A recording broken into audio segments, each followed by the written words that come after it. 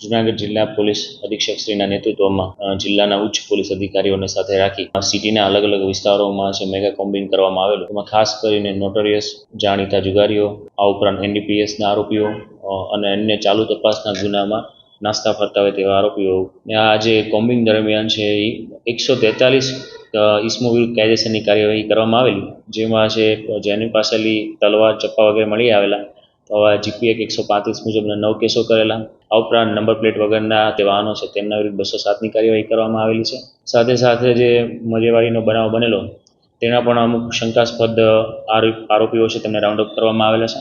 આ જે કોમ્બિંગ હતું તે વહેલી સવારે 4 વાગ્યાથી લઈ અને સવારના 10 વાગ્યા સુધી શરૂ હતું. આ ઉપરાંત ગર્વટીમ, LCB SOGના કર્મચારીઓ, ઉપરાંત 3 DYSP, 8 PI અને 32 PSI કુલ મળી અને 500 કરતાં પણ વધુ પોલીસ કર્મચારી અધિકારી